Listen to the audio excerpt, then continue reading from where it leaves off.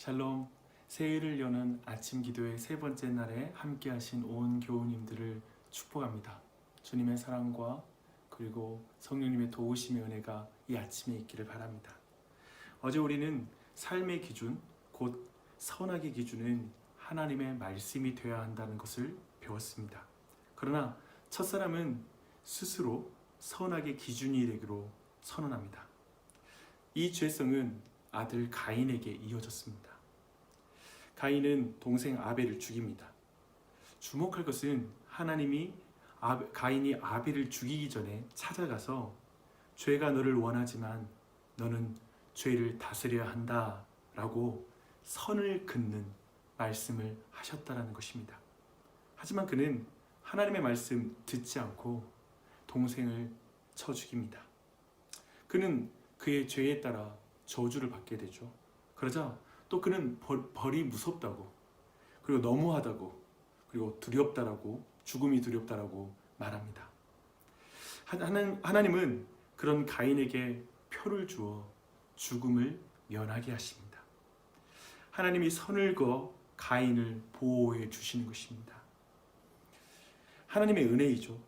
이후 선악의 기준이 된 가인은 그의 계보 안에서 특별히 라멕이라는 용사가 출현합니다. 그는 특별히 한 노래를 부르는데요. 소년을 죽이고 나서 자기의 살인을 자랑하는 노래를 부릅니다. 그는 그 의미심장한 노래 안에서 이렇게 말합니다. 라멕의 아내들이여, 내 목소리, 내 말을 들으라. 나의 상처를 인하여 사람을, 나의 상함을 인하여 소년을 죽였도다 라고 이렇게 노래하고 있습니다. 내 목소리, 내 말을 들으라 라고 이렇게 말하고 있어요. 스스로 선악을 가르는 말씀하시는 하나님처럼 이렇게 노래하고 있는 것입니다. 그는 선악의 기준이 되어서 자신에게 상처를 입혔을 뿐인데 그 소년을 쳐 죽였다고 자랑하고 있습니다. 그리고 가인을 위하여서는 벌이 7배째인데 자신을 위한 벌은 77배라고 이렇게 말하고 있습니다. 이 또한 하나님의 은총으로 주어졌던 가인에게 주어졌던 말씀을 이제 스스로 선포하는 위치에 섭니다. 정말 지금 라멕은 스스로 하나님이 되어서 선악의 기준이 되어서 말하는 자로 서 있는 것입니다. 이렇게 선악의 기준이 하나님의 말씀이 아니라 자기 말과 생각이 된 인류의 역사는 결국 홍수의 심판으로 끝이 납니다. 그러나 하나님은 노아의 가족에게 은혜를 베푸셔서 그 한 가족으로 다시 역사를 시작하십니다. 홍수 이후에 다시 창세기 1장을 연상시키는 그러한 장면과 말씀이 이어집니다. 하나님은 바람, 곧 영으로 물을 물러가게 하심으로 새로운 창조를 시작하십니다. 그리고 새로운 아담에게 이렇게 말씀하십니다. 땅에 가득하여 번성하라 라고 말하고 있죠. 이제 노아는 아담을 극복할 수 있을까요? 심판을 받으니 인간은 개선될 수 있을까요? 안타깝게도 아닙니다. 노아 자신은 술에 취해서 속살을 드러냅니다. 결국 그의 후손은 바벨탑을 쌓게 되죠. 철저히 스스로가 세상의 중심이 되기를 원하고 스스로가 세상의 기준이 되기를 원하고요. 그 가운데 철저히 자기 이름을 내는 것에 관심을 갖는 것을 보여줍니다.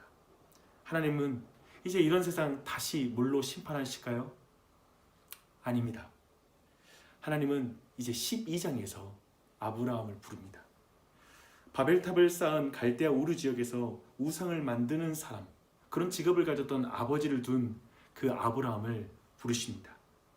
하나님은 한 사람, 한 가족을 거룩한 나라로 구별해서 온 열방을 구원하는 그 구원의 복을 전하기로 결정하시고 시행하시는 것입니다. 그래서 창세기 12장에는 아브라함과 맺은 언약이 나옵니다. 그 약속은 세 가지인데요.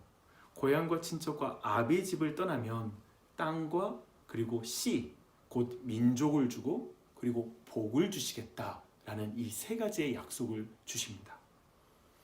이 일은 엄청난 일입니다. 사실 지금 지역을 이동하는 것과 당시의 지역을 이동하는 것은 전혀 다르죠. 굉장히 위험한 도전입니다. 성경은 아브라함이 하나님의 약속을 믿음으로 떠났다라는 걸 강조해서 말하고 있습니다. 이렇게 아브라함은 본토 친척 아비집보다 하나님이 주실 땅과 씨, 복에 더 매력을 느낍니다. 그리고 그 말씀을 믿습니다. 그 가운데 믿음의 여정을 놀랍게 뗀 것을 우리는 12장에서 확인할 수 있습니다. 근데 오늘부터 3번에 걸쳐서 아브라함과 맺은 이 위대한 약속, 하나님의 3가지 땅, 씨, 그리고 민족, 땅과 씨와 복으로 이렇게 주어진 이 말씀, 이 은혜가 무엇인지를 나누겠습니다. 가장 먼저 아브라함에게 하나님이 주시는 복이 무엇인지를 한번 살펴보도록 하겠습니다. 그 복을 알기 위해 아브라함이 이 땅에, 약속의 땅에 도착한 이후부터 이야기를 계속 살펴봐야 됩니다. 아브라함이 도착한 약속의 땅에 기근이 닥칩니다. 그래서 아브라함은 애굽에 거류하려고 그리로 내려갑니다. 땅에 대한 하나님의 말씀을 잊어버린 것 같아요. 그렇죠? 그렇게 내려간 애굽 땅에서 아브라함은 또한 씨에 대한 약속에 신경 쓰지 않는 그런 행동을 합니다. 생존 본능에 따라 사라를 누이라고 속인 것입니다. 결국 애굽의 왕이 사라를 아내로 취하는 일이 벌어지고 이 일은 하나님의 개입으로 일단락됩니다. 이 내용들은 내일과 모레에 자세하게 살펴볼 것입니다. 오늘 우리가 주목할 것은 12장 16절입니다.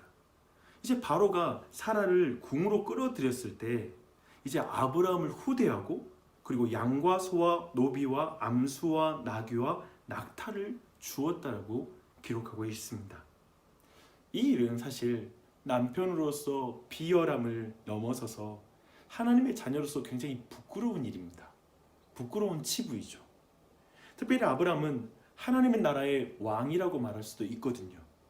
그를 통해 하나님의 복이 만민에게 흘러가는 그런 특별한 위치에 있었던 사람입니다. 그런 하나님 나라의 왕이 애굽의 왕이 주는 것을 이제 먹고 튑니다. 여기에 정말 큰 먹튀가 벌어져요. 우리는 이 장면을 믿음으로 본토 친척 아비집을 떠난 아브라함의 여정이 있다라는 것을 주목하셔야 됩니다.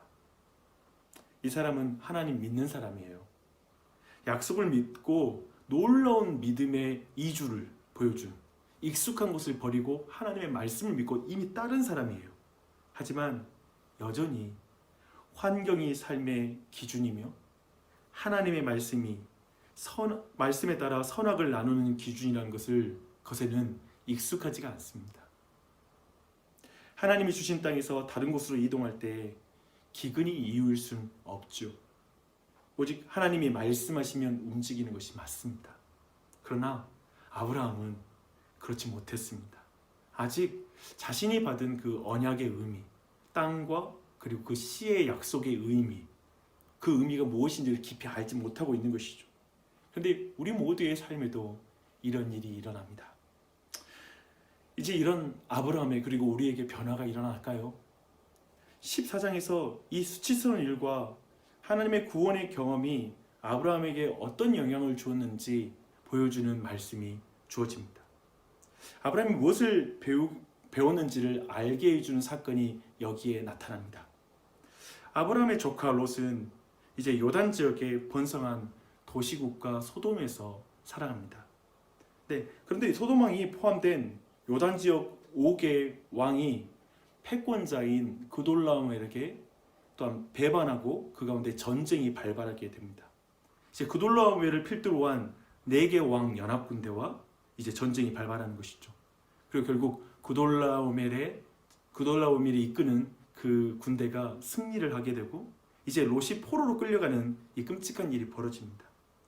아브라함은 집에서 훈련한 318명의 군대와 동맹군과 함께 추격해서 결국 그돌라오멜 군대를 물리치고 롯을 구합니다.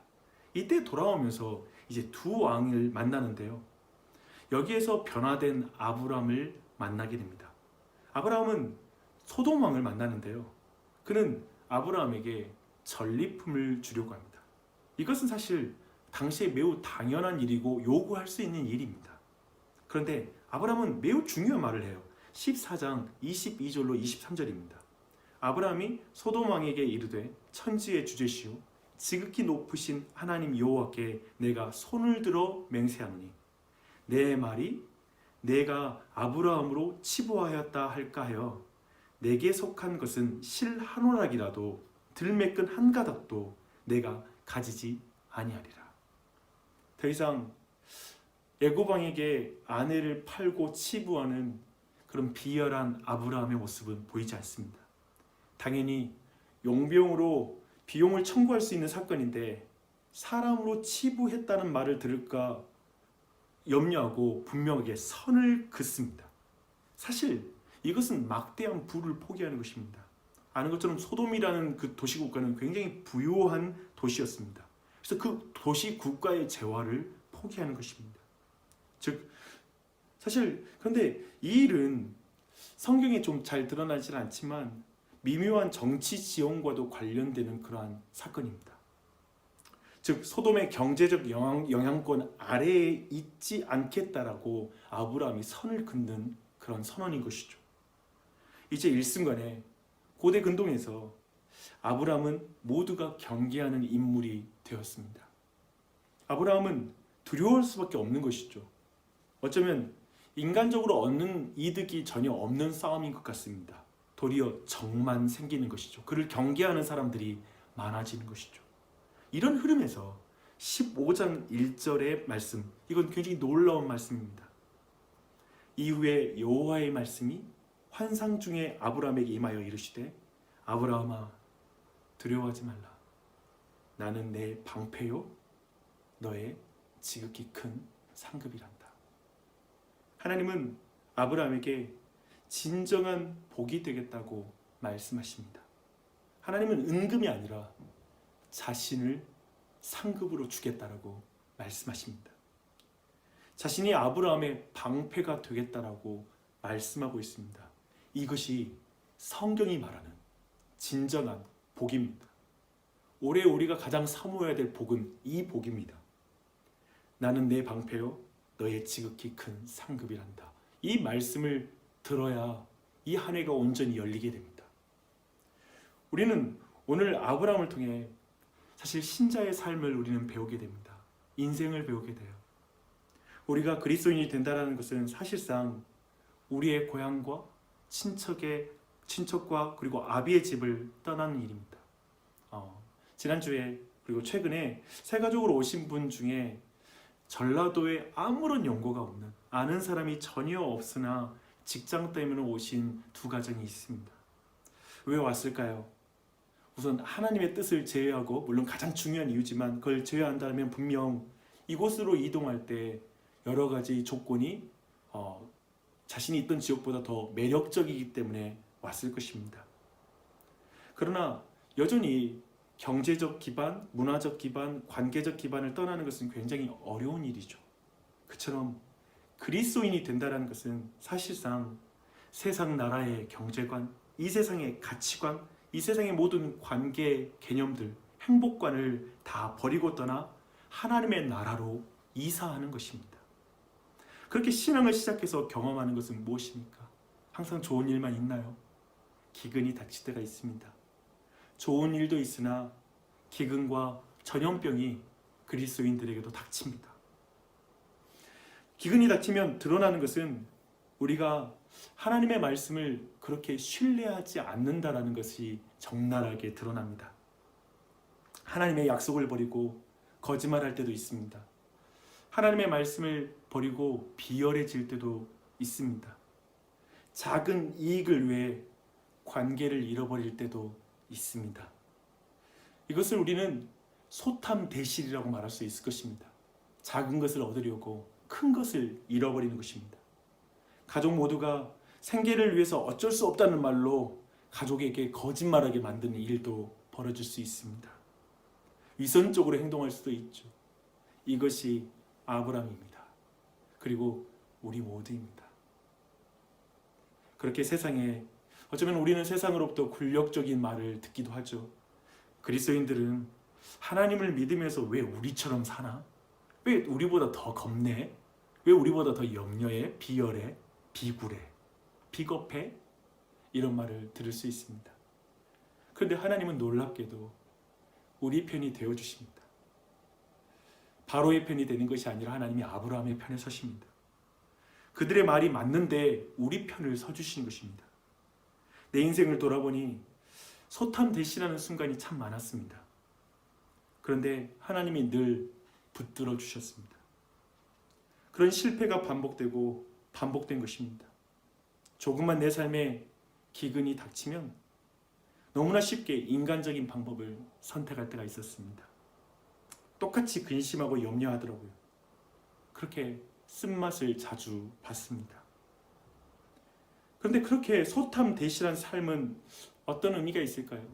그리스도인으로서 이 땅에서 경험하는 그 소탐대실의 경험, 그건 어떤 의미가 있을까요? 의미가 있습니다. 하나님 때문에요. 하나님은 이 모든 것으로 합력하여 선을 이루시는 분입니다. 아브라함은 그렇게 얻은 불을 들고 나와 많은 생각을 했던 것으로 보입니다. 아브라함은 소돔왕의 그 솔깃한 제안 앞에 그래서 소탐대실하지 않습니다. 그의 고백처럼 자신의 인생은 천지의 주제이시오, 창조주이시오, 그리고 통치자이시오, 지극히 높으신 하나님에 의해 복을 받았다라고 말하는 것이 자신의 인생이다 라고 말합니다. 분명히 선을 긋습니다. 세상에 의해서 치부한 것이 아니라 운이 좋아서 3프로TV의 조언을 받아서 주식이 어떤 도움을 받아 내가 복받았다, 내가 운이 좋아서라고 그렇게 말하는 그 인생의 길을 가지 않습니다. 소탐대실하지 않는 것이죠. 자신의 명석한 판단과 투자 정보가 아니라 오직 하나님께로부터 오는 복을 받는 것, 하나님이 하셨다라고 하는 것을 고백하는 것, 그것이 바로 아브라함의 고백입니다. 아브라함을 통해서 보는 이 신자의 삶은 무엇입니까? 이것입니다. 하나님만이 우리 인생의 진정한 보호자요, 진정한 보상임을 배우는 삶입니다. 나의 방패시요, 그리고 하나님만이, 그리고 나의 요셉이라는 사실, 그리고 나의 상급이라는 사실을 배우는 삶입니다. 어떻게 배웁니까? 이게 중요해요. 어떻게 배워요? 기근 앞에서 바닥치면서 배웁니다. 내가 어쩌면 말씀이 기준이 아니라 생존 본능이 내 기준이었구나 라는 걸 철저하게 봄으로 이것을 배웁니다. 내가 그리스도인이라고 말했지만 그리스도인이 무슨 의미인지 몰랐다라는 사실을 깨달으면서 배웁니다. 약속을 믿지만 약속을 살아낼 실력이 없다라는 것을 뼈저리게 느끼며 우리는 이것을 배웁니다. 괜찮습니다. 사랑하는 교우님들, 괜찮습니다. 괜찮습니다. 아브라함도 이삭도 야곱도 다 그렇게 배웠습니다. 처음부터 그렇게 되지 않았어요. 처음부터 소탐대실, 어쩌면 처음부터 어떤 믿음으로 모든 영역에서 승리한 것이 아닙니다. 그들은 처음에는 어쩌면 그 과정 속에 실패를 경험한 사람입니다. 하지만 나중에는 그렇게 되어지는 인생이었습니다. 이것이 2022년을 바라보는 우리의 영적인 시야가 되어야 합니다. 주 안에서 사랑하는 나주신 장로교회 여러분, 이 한 해 소탐대실하지 마십시오. 작은 복을 구하다가 진정한 복을 놓치지 마시기 바랍니다. 찰스 스펄전 목사님은 이렇게 말했습니다. 그리스도인은 손실로 인해 부자가 되고 죽어서 살며 비워짐으로 충만해집니다. 주 안에서 사랑하는 여러분, 아브라함이 돌아오는데 소돔왕을 만나기 전에 살렘 왕 멜기세덱을 만납니다. 그리고 그가 얻은 것의 10의 1조를 바치는 것을 볼 수 있습니다. 이건 어떤 의미에서 손실이죠. 오늘날에도 그리스도인 삶은 동일합니다. 그러니 여러분의 나눔, 자기 부인, 자기 십자가를 지고 나아갈 때마다 여러분 이 사실을 기억하십시오. 그리스도인은 손실로 인해 부자가 되고 죽어서 살며 비워짐으로 충만해진다. 그 모든 이들은 이 음성을 분명히 듣게 됩니다. 아브라함아, 두려워하지 말라. 나는 내 방패요, 너의 지극히 큰 상급이니라. 오늘 이 말씀을 계속 읊조리십시오. 주님은 나의 방패예요. 주님은 나의 지극히 큰 상급입니다. 이 음성을 듣고 오늘을 시작하십시오. 이 음성을 매일 듣고 2022년도 매일마다 이 음성을 들으십시오. 이것을 들음으로 하나님의 사랑으로 이 땅을 당당히 힘있게 살아가는 온 교회 되기를 축원합니다. 기도하겠습니다. 하나님 아버지, 너무나 감사합니다. 우리의 인생길도 아브라함과 같지요. 믿음으로 결단하고 하나님 따르기로 했는데 우리의 삶에도 기근이 닥치고 고난이 닥칩니다. 그럴 때마다 우리 자주 넘어졌습니다.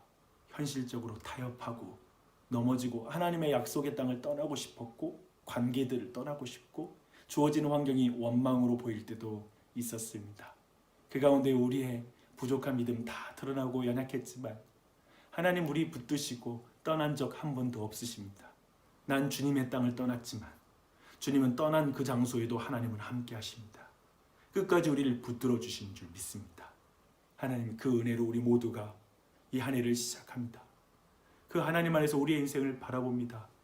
그러하게 이 한 해도 끝까지 붙드시는 그 하나님 그리고 함께 하시는 그 하나님으로 인하여 살아갈 용기를 얻습니다. 오늘 이 아침에 오늘 이 말씀에 따라 여호와만이 나의 방패시오 나의 상급이라는 사실 이 말씀을 결국 내 인생 가운데 모든 실패와 좌절과 모든 상황 속에 그 사랑 가운데 붙드심을 통하여 이 믿음의 고백을 우리에게 드러내시고 나타내시는 것을 봅니다. 이 진정한 복 하나님을 우리에게 선물로 주시옵소서. 하나님이 우리의 방패가 되시고 하나님이 우리의 상급이십니다. 이 놀라운 복이 온 교회에 넘치게 하여 주시옵소서. 이것을 간구하는 우리의 기도 가운데 이제 함께하여 주시고 정말 그 놀라운 복이 우리 모두의 기도 가운데 임하길 기도합니다. 예수님의 이름 받들어 기도드립니다. 아멘.